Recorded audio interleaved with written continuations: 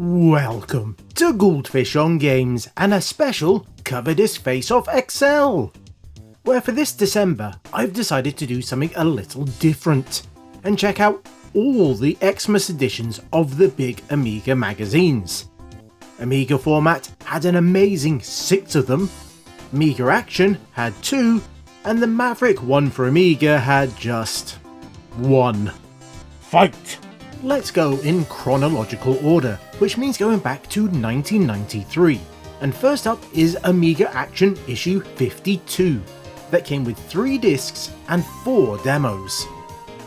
With the first being Bob's Bad Day. Now this is a magazine and demo that we have seen previously, so I won't go into them in quite so much detail, as you can check out that previous episode. But this is a bit of an odd game.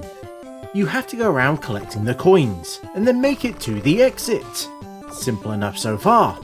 But the twist is that you rotate the whole world and not Bob. Now this, as you might imagine, gets quite tricky, as Bob will accelerate very quickly. And the world rotates faster than you might expect.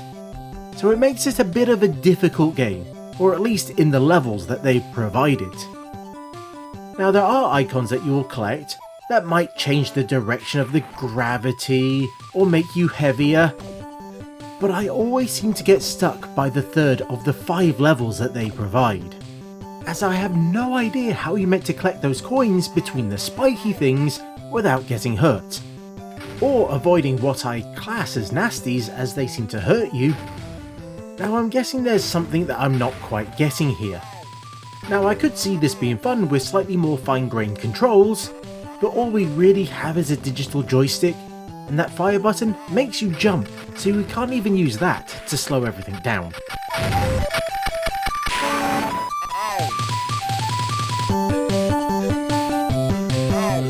Christmas Charlie Chimp is up next. The weapon-wielding simian is back, and now he's wearing a Santa outfit. But the basics of the game is just the same. You have to walk over all the squares to change their colour, and once that's done, you get to do it all over again 2 more times. Manage to fully change all of them to green, then you'll go on to the next level. Run out of time, and the screen will go black and white, and you'll have to deal with the devil throwing pitchforks at you. Let's go. Which is much harder to deal with than the basic enemies that you can just hit. But if you do that enough, you can take them out, and they might even give you a limited power-up. But the time it takes to finish them off, well, it might not give you enough time to finish the level itself, so you have to play a bit of a risk-reward game here. But sometimes smacking them around is required, as them just lightly touching you is enough to kill you. The game does have that trademark twitchy platforming that Amos games were well known for, which really does hold this back, more so on the levels that are designed in such a way that if you fall off some of the platforms, it's impossible to get back to them. This is a game that I enjoyed back then, but these days I actually find it really annoying.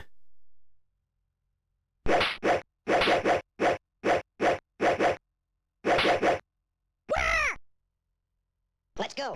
Campaign 2 is giving us a more serious war, and you can tell this one is more serious as the map has very simple icons on it, and there's a tank in the side panel. That is actually there to tell you what you've got selected, as you can then give them orders to move around on the map. Now the magic of this game is switching the controlling view, where you can then take over the units and move them around yourself, as well as firing at other things. All while we have the loudest, most annoying sound effects playing in the background. Now we have a choice of a few different tanks, as well as helicopters that we can use. I've never been all that great at these type of games, even though I do enjoy messing around with them, but I think that's mostly just me wanting to drive a tank. But I think if you're the right person, this demo would have been amazing, but I'm guessing if you're already a fan of the first campaign game, then this would already have been on your radar, but if you were on the fence, I guess this would have been a great demo to make you realise that yes, you should pick this one up.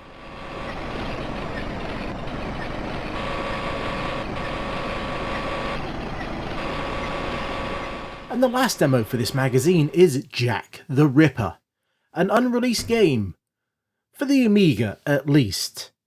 And based on the quality of the converted from DOS artwork, it's not a massive surprise that this didn't get finished. The game itself is interesting, if extremely complex, as you have to go around trying to solve this murder mystery in just a single day. And this will require you talking to lots of people and having to take notes, and then join it all together to try and work out who did it. Now, you'll also have to do all of this while trying to deal with some very bad artwork, and with having to click everywhere to get all the details into your notebook, as if it's not in there, then you can't do anything with it at all. Plus, you have quite the time limit to deal with. Doing any action in this game will move it on, so you have to be very precise in what you're doing. Now, this demo really did not make me interested in the full game, even if I was to go and try it out on DOS instead.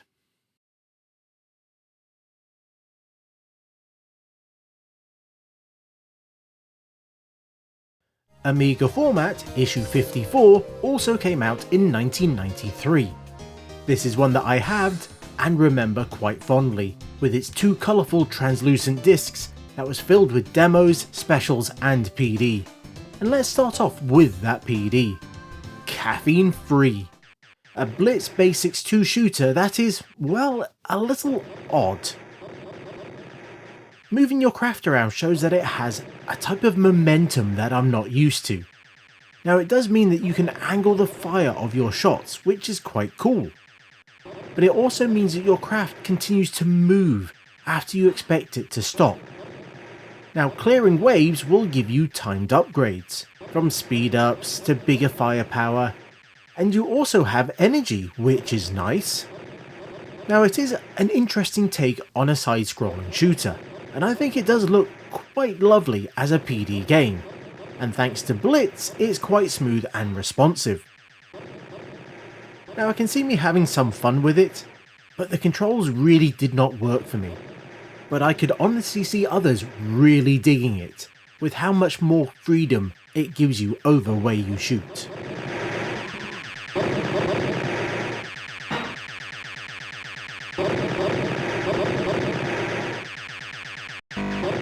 The second PD shareware game is Zap. Quite a fancy looking game, and it is another shoot 'em up. But this one is a slightly more different, as you're this purple circle and your goal is to blast the bubbles and triangles, all while trying to protect your purple blobs. Now you'll aim and move with the mouse, with left click shooting and right moving.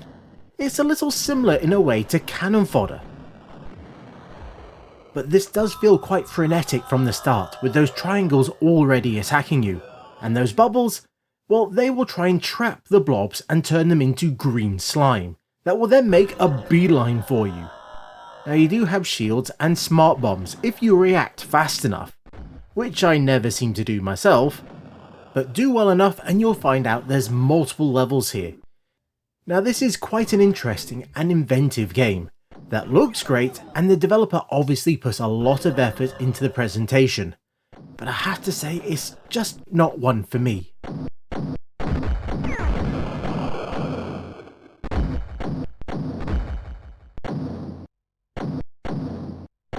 The software is Super Jam, a music making application. Now it's no secret that I am useless when it comes to music. I don't have any talent for it at all, which makes showing these off, well, a little bit difficult, as there were a huge range of these types of programs for the Amiga, and this one, well, it's no exception. But it is interesting to check it out, as they've attempted some amount of skeuomorphism with it, as you have to set up your band. That lets you set what instrument is given to each band member, and then you can edit the samples that they're using, and then you can just noodle on the keyboard to test it all out. Now there are a few demos that you can play with, which shows how tracks can be laid out in the sequence editor, and you can place new chords and notes, and there's a whole bunch of other editors with interesting windowed approach to it all. Now, I might not be able to do anything with it, but I could see it being quite powerful in the right hands. Now, I'm not sure if this is the full thing or a demo, as they don't actively say. Normally when it's the full program, they like to tell us how much it would have cost us. But at the same time, this doesn't seem to have the same limits with saving that we would typically expect with a demo.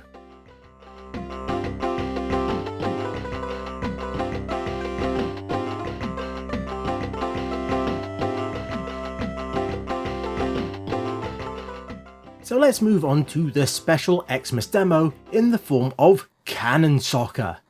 This is cannon fodder, but with some unique maps and a few guest stars showing up. And they were hard. Brutally hard. The first level we get to play across a football pitch, but right away you're going to have to deal with a helicopter that will pepper you with grenades. Just making it off the top of the cliff onto the pitch isn't easy if you don't go quick enough. But you will find grenades and rockets up there, so you will want to try and grab those. But if you make it down, you'll then have to take on the footballers, who will shoot back. And the goalie? Well, it's a bit unsporting, but they have a rocket launcher. And if we keep going, we'll find what seems to be the huts from Megalomania. The second level feels like more of a standard one, even if it does include those huts and people from Megalomania. But it's also another one that decided to having to deal with a helicopter was a good idea. They must have decided that these maps were for those people who already finished the game. That might have been a bit hard, as I'm not sure the game was fully released at this point. Or maybe it was made by the same team who then went on to make Cannon Fodder 2, and made that significantly harder. Either way, you'll have a decent challenge on your hands with this one. More so if this was your first introduction to the game. As I think it was for me. As you'll have to take out all of the enemy huts and units if you want to complete the level, as they are our pretty standard cannon fodder objectives. But what is a little bit interesting here is that there's no map button. But overall, this is a great demo from a great game. And as always, what makes this even better was the custom levels.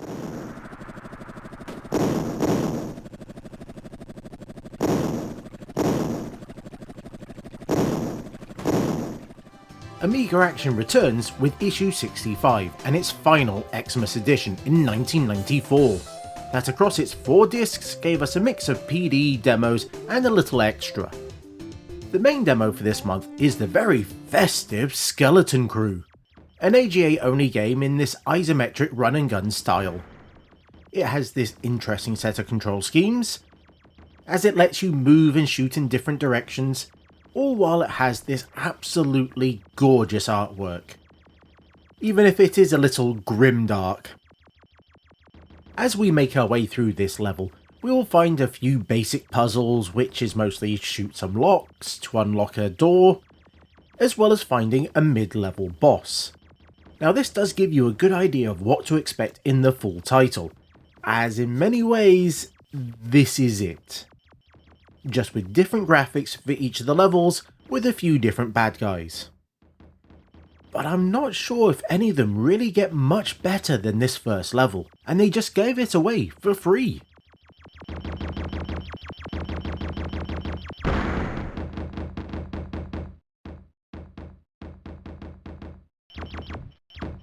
The second disc gives us the special Sensible Moon Soccer. And it seems that Sensible Software were on form at this point, making unique demos for all their games. Now this being based on Sensible World of Soccer, we get the proper demo that lasts more than just the first goal. But we do only have a single league, the Moon League, where it feels like they've just basically randomized the names for the teams and the players. But they did give us a brand new pitch to play on. But amazingly, for this being on the moon, not a lot has actually changed. The physics may have been tweaked to be a little bit different, but you really would have needed to have played the game quite a lot to be able to notice this difference. So I think this is mostly a graphic swap, but it is still unique and very cool. But as always, when it comes to me playing this game, I am absolutely awful at it. So the matches don't tend to go all that well. That is, unless if I just leave the computer to handle everything for me, then I might actually win. But then it's really not that much different from watching a game on the TV. So as you might expect, this isn't for me. But for a Sensi soccer fan, this would have been amazing.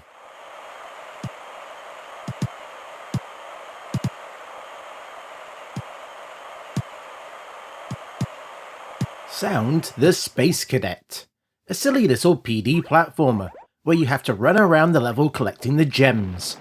Yes, at its core, this is a Euro platformer style collect 'em up, with possibly the worst attack I have ever seen in a platform game.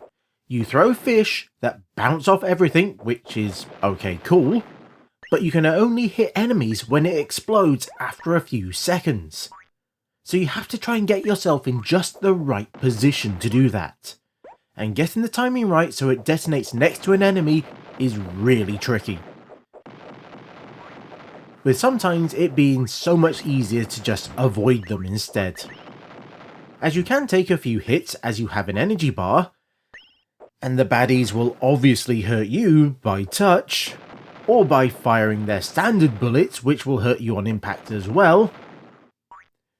But overall, this is an interesting, colourful, if annoying to play game.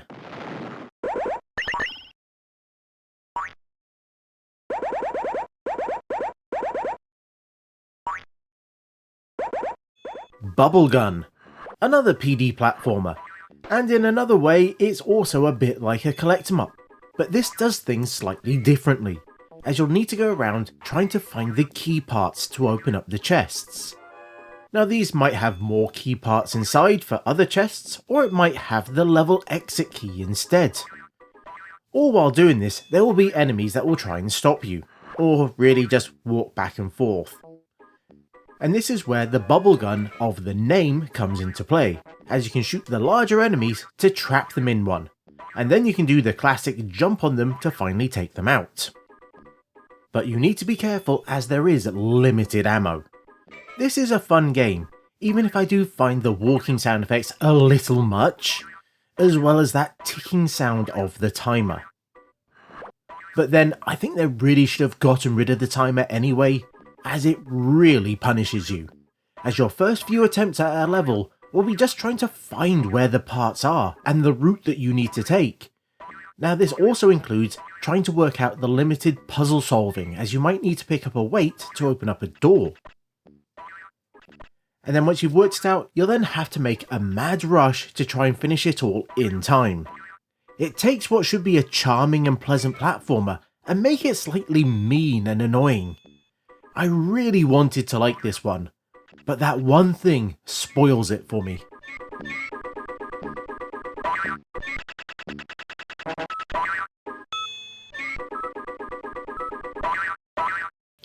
Fruit Mania, a fruit machine game. A staple of pubs everywhere in the UK, is now an Amiga game. Just this time, you won't lose any money if you keep trying to do that one more reel, but you also won't gain any if you happen to win. Now this is all done by either getting the same fruit in a row, or getting enough numbered icons that you can light up the Fruit Mania line. If you do that, then you'll get to play one of the mini games. Now this is an odd one. It's more complex than some of the one-armed bandit computer games that I've played, with a bunch of ways for you to gain money, but it's also not as complex as some of the actual machines that were around at the time. Which is all to say it's fine, but nothing really special. Although I would like to point out that this cheated me a few times from getting into the minigame table, as even though I had enough numbers to light up the Fruit Mania, it also gave me a few fruits in a row and it prioritised that. Or at least it didn't let me continue and do the numbers afterwards. That wouldn't have been allowed on a real machine. There's all sorts of laws about that sort of thing.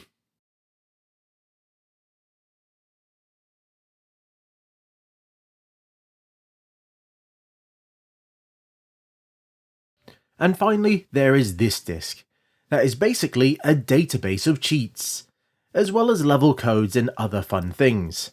So if you want to know how to cheat in Zool, then you can find out with this. There are a lot of games here, and it would have been a useful thing to have back then. But it's also a little bit odd, as you had to unpack it to another disc, when there was nothing else on that cover disc. I wonder if they planned to have more content and then either it didn't fit, or it just fell through. So they just put out what they had, and this is what we got. We continue to 1995 for the next Xmas edition, which is for Amiga Format issue 79. That again included 2 discs, but with just a single demo and application. The application is a time-limited demo of Organizer 2. That is, well, it's an organizer program. This is something that became quite popular in the mid-90s, more so with this style that mimics the Filofax style organizers, with tabs along the side for your pages for quick movement, and then pages for each of your days, so you can put in all of your appointments. You can add names and addresses, and I think this whole thing looks a little like a Windows 3 app rather than something for Workbench. Now, I never really used these, the physical version or the one that came with almost every Office suite back then. And they all seem to have this look to them as well, even the one that I got with Lotus Smart Suite. Although running the demo these days wasn't exactly easy, as it detected the date and decided that it was well past the maximum number of days that you could run it. The game demo is far more interesting as it's for Worms, the 3-level demo for an amazing game. This looks pretty much finished, even if most of the options have been locked away, and you are limited with which modes that you can select, as well as how many teams that you can play. So it is mostly just you against one other AI team or a mate. It is a demo, so they couldn't give us everything here. The 3 levels that they provide are 2 set seeds for the standard styles, so we get a chilly snow level and a sweaty forest, but there's also a custom level where we get to play across and then blow up the Amiga Format logo. These are the things that I really enjoyed about the Worms demos. They had a bunch of custom levels for the various magazines, and I actually ended up picking up a load of them just so I could check out all the unique levels. It's something that I've always enjoyed about Amiga Worms, that it could do that. Now, I doubt I need to explain too much about this game, as the core of it, well, it's still around to this day. But the basics are that you have to take out the other person's team using a range of weapons, as you take it in turn to attack. With the fun thing that the level itself gets demolished and changed as you go. And you'll have to deal with wind, as well as the almighty mines that can blend into the background. This is an absolute classic game, and this is a great demo.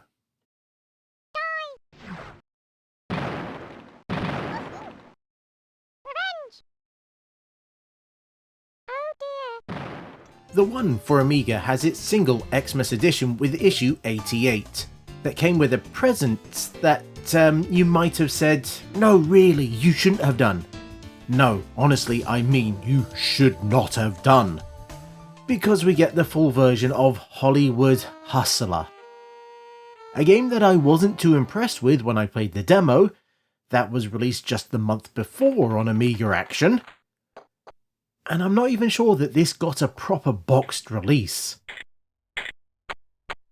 After the slating that it got in the various magazines, they might have just cut their losses, as all the other mags, apart from The One, gave it scores under 40%.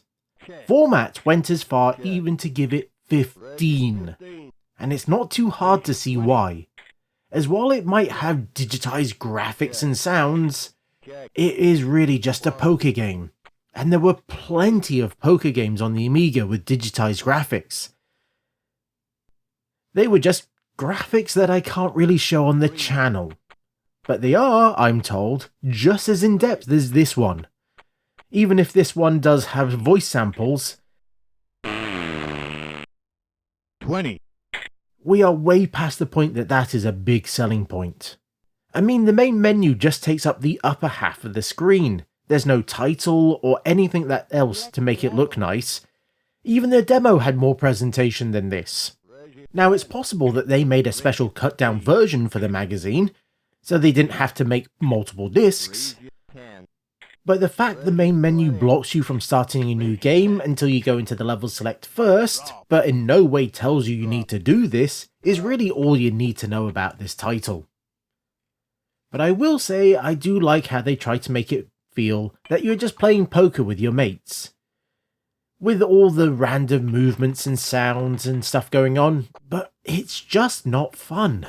And I really could have gone my entire life with having that guy in the middle looking me right in the eye while he loudly farts.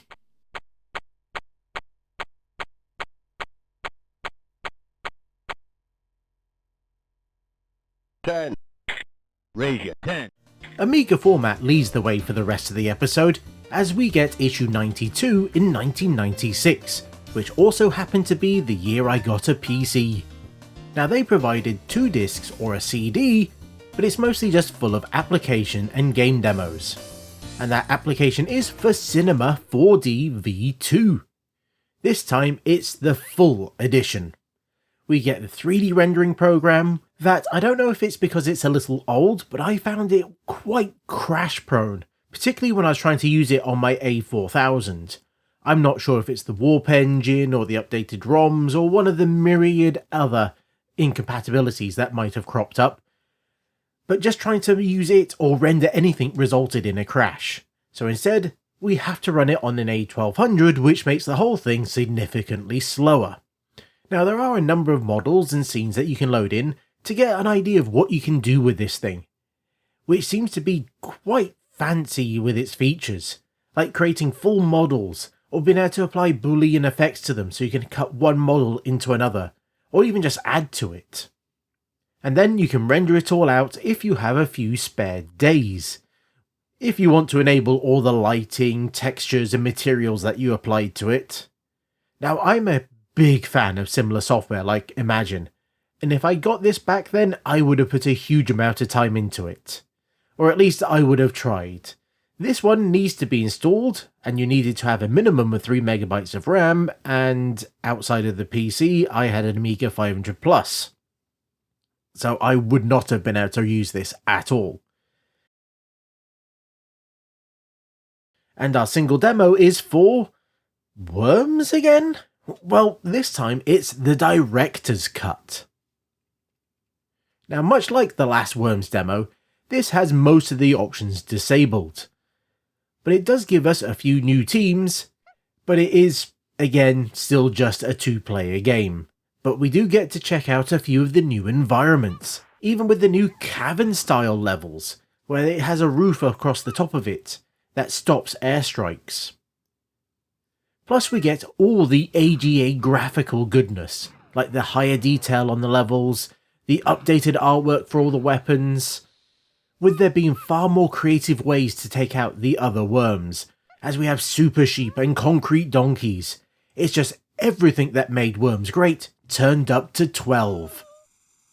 And then they gave it an extra notch just to be sure. Now it's a shame that this didn't sell as well as it should have done, but we can't blame this demo, it's awesome.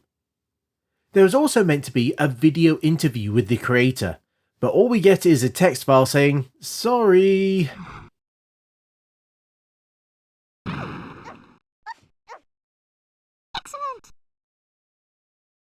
By 1997, things were starting to change, as for issue 105, it really felt like they were focusing more on the CD than the floppy disks, where they had just a bunch of demos and random bits and pieces.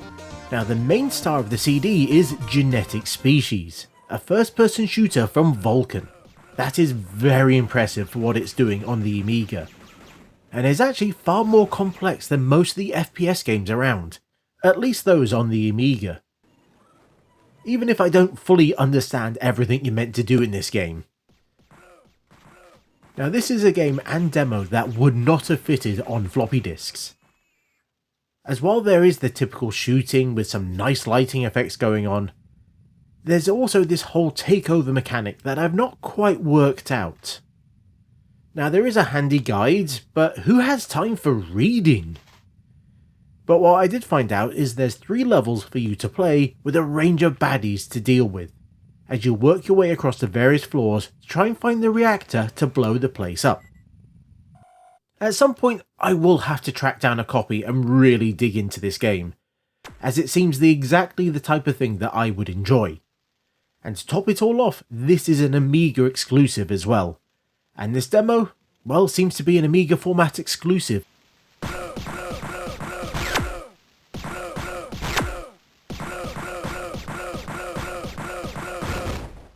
Also included is Delarith, a shareware platform puzzle game, in a single screen style.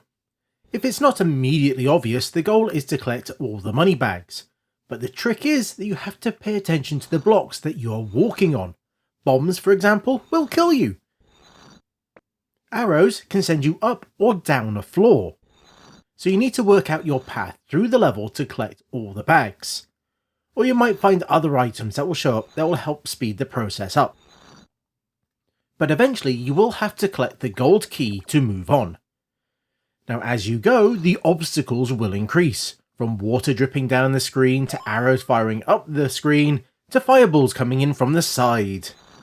There's also other pickups that might randomly teleport you or give you an extra life.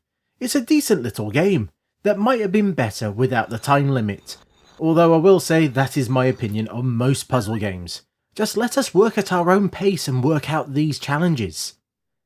Don't rush us.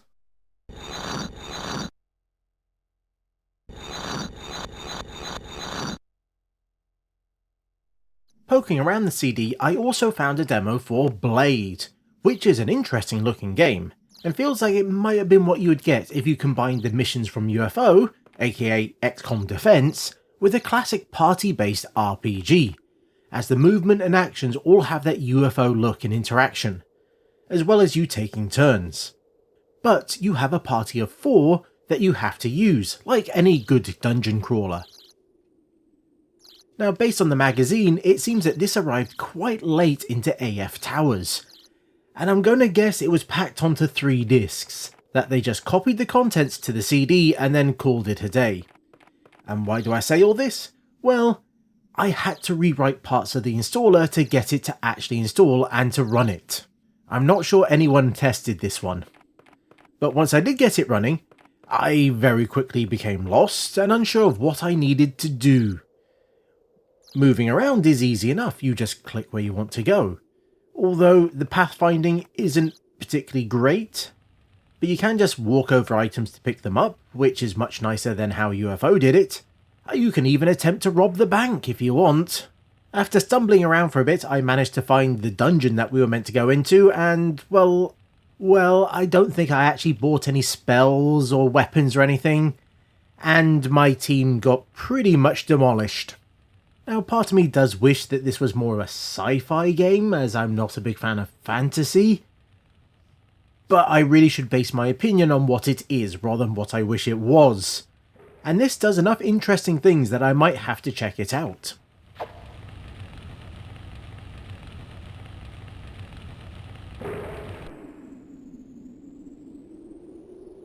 There is the typical range of software and utils on the CD, including a bunch of game editors, which is always fun.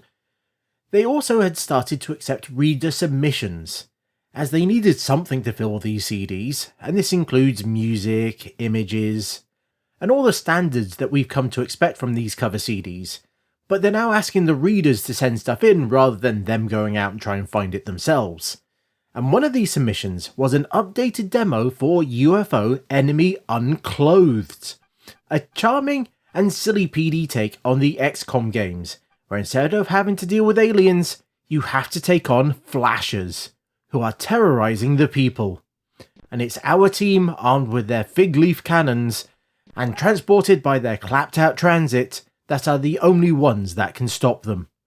That is, if you can even spot one of them in the first place. It took ages before I got my first mission. Which is thankfully where this demo comes into its own, as they extended it out to be almost a year, rather than being just a few months, as it's possible that you might not even get to trigger one of the missions, and have to take on the terrible flashers. who annoyingly can actually attack you by flashing in your general direction, where you have to be in a straight line to shoot back at them. It's a fun, silly game, and if you want to check out a spoof of the amazing UFO, then look no further.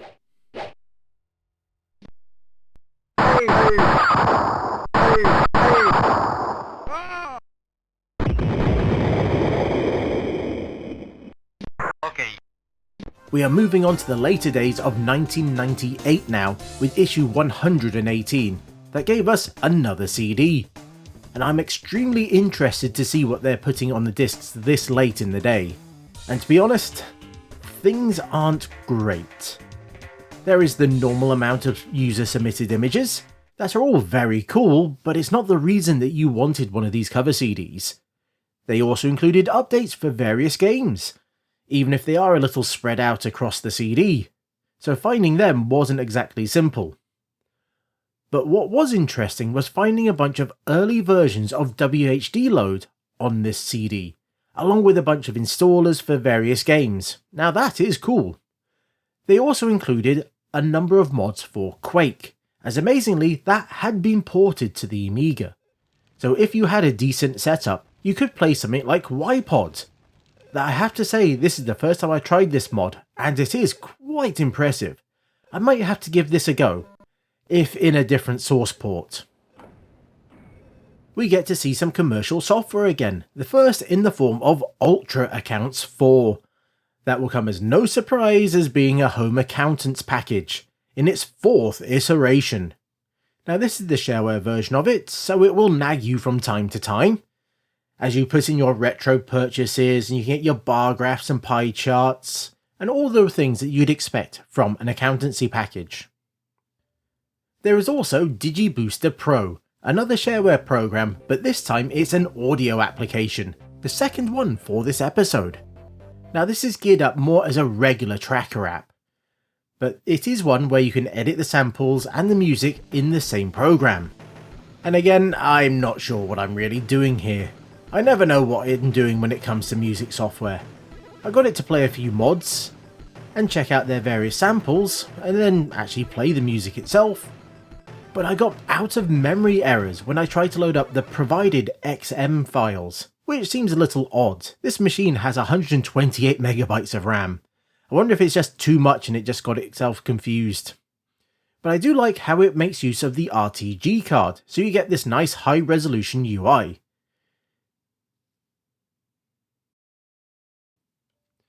Commercial game demos? Well, they are a little light on the ground.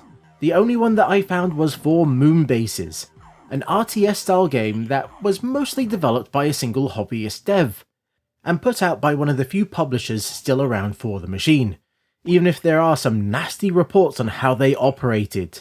The game? Well, it's a little basic. You get a small list of buildings that you can construct, and then on the first level, if you build the wrong ones, you're going to be completely screwed, as there doesn't seem to be anything to mine, or to gain more credits, even though you can construct these buildings and units.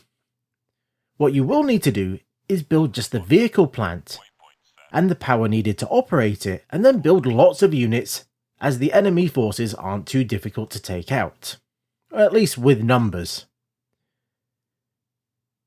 They can be a little tricky to destroy, as they will constantly move, and your army seems quite slow to respond. Which does bring up the controls. It's right click to select, as well as drag select, and then left click to move and attack. This took a little to get used to. Overall, the demo, well, it's not really sold me on the game. It's a little too basic with its unit choice, buildings and looks, and around this time, I would have been spoiled by CNC and Red Alert.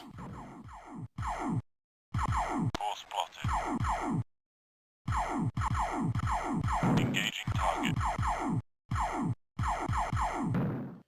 We do get a few shareware games, and one of them is also included on the floppy disk edition. Feio 2, a platforming game with a hint of the Addams Family, where we have to enter the doors on the main map. And then, when we're in level, you notice that the controls feel quite heavy. The blobby hero has quite a bit of momentum, and isn't all that quick to start moving. So you really need to think about your movement and your jumping, as this is a Mario style platformer where you have to jump on the heads of the enemies to take them out. Continuing in that vein, there's also blocks for you to headbutt that will give you items or points. The levels themselves are actually broken up into sub-levels, where there'll be cherries that you can collect, but it seems the main goal is to try and find the stars. And to help you with this, there are other items like helicopter blades, so you can fly around. Overall, this feels fine, even if the controls do take a little bit to get used to, but once you do get the hang of it, you'll be moving around quite nicely. So all in all, not a bad bit of shareware.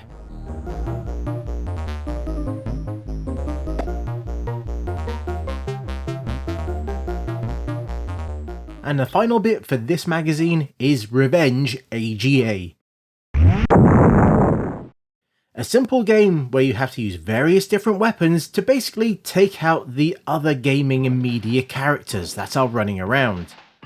Now the range of the guns is fun, from the miniguns, photon torpedoes and alien flying saucers, but it does feel like they all do about the same amount of damage, so it's more a cosmetic thing than anything. This is a silly, stupid game that you'd expect from Amiga PD, with blood and guts and heads flying everywhere. But there really isn't much to keep you coming back. It's enjoyable to mess around for the first time, and possibly the second. But this was the game they were hyping on the floppy disk versions of the magazine, where on the CD it was just thrown into a folder with more shareware. I guess by this point Amiga Format were just trying to get whatever they could, and then just finding which games would fit on the floppy disks and put those out, while on the CD, well, they had more space for everything else. Even if they weren't getting all that much. I do feel with an Xmas edition they could have just put the best games of the year on the CD, but it does feel like a bit of a wasted opportunity.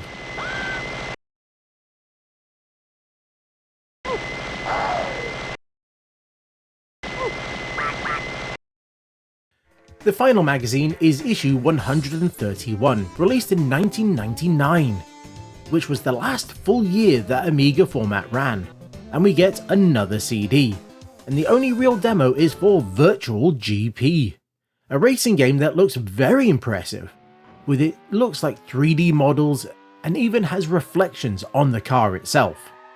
It's just a shame that I cannot control this thing at all. The digital controls aren't great, and the mouse, well, that was just all over the place. It does support analog joysticks, which I can only hope is better, as mine isn't particularly good.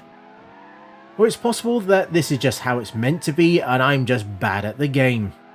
So all I can really do is marvel at the track selection, as there are a few of them, and then just look at the fancy graphics on our cars and the others that will fly past you.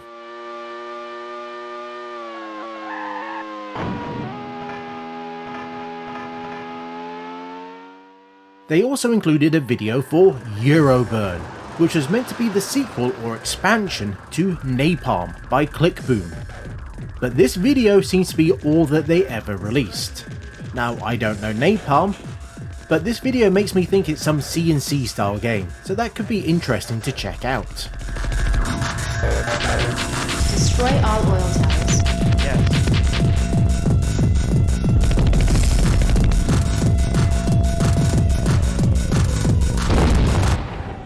Welcome to Europe. They also included a number of emulators, but they all seem to require PowerPC CPUs, and quite often a graphics card to run as well. So they are outside the scope of many Amiga owners. But then I keep thinking of the Amiga as its early 90s incarnation, rather than the late 90s. So it's quite possible that those still had the machines up and running would have had the hardware required to run all of these. And on that subject, they also included the latest version of Amiga Descent, that yes, also required all that extra hardware. We also have the typical user-submitted images, and once again it's a nice mix of styles and quality. And moving on to the shareware and PD, we get Revenge AGA showing up once again. They really liked this one. But we also find Mines, which is a decent recreation of Minesweeper that really does look the part. It has all the controls I'd expect from the game, with you being able to use both mice buttons to clear areas. But it could do without that ticking clock. That was a little annoying. But then would it be Amiga PD without weird sound effects and samples?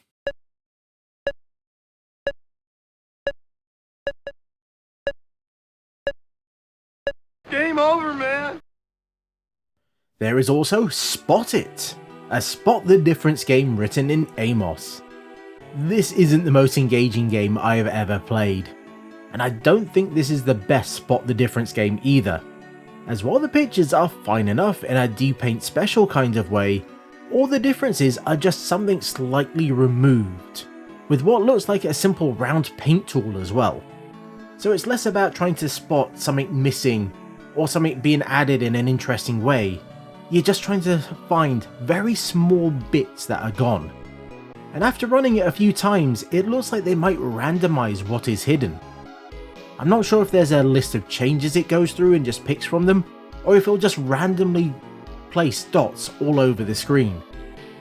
But that might go some way to explaining why even when I used external tools, I could only find 9 changes on some of the images rather than the 10 they claimed.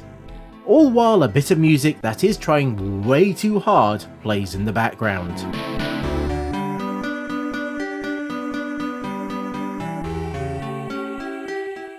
And there's also Gallows, a hangman word guessing game that has a number of dictionaries that you can pick from. It's simple both in graphics and how it works, but it does the job, even if I do think I've played better versions on the Amiga in the past. And there we have it, 9 very special Xmas magazines. And as always, I will pick my top 3 things that I enjoyed messing around with.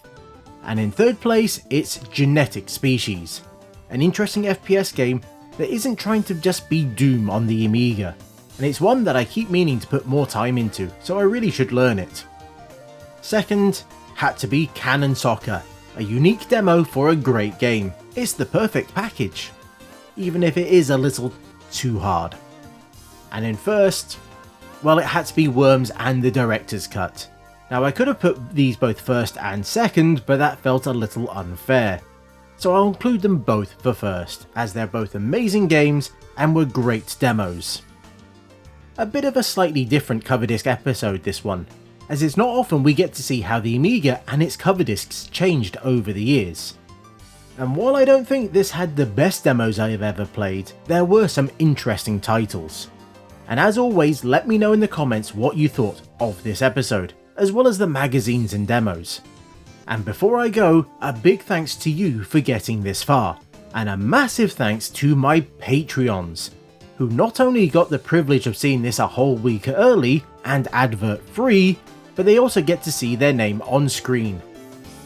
And if any of that sounds good to you, then you can even join them for free. There will be links down in the description. And until next time, I was the Goldfish. That was a surprisingly long run of Xmas magazines, and this was Goldfish on Games.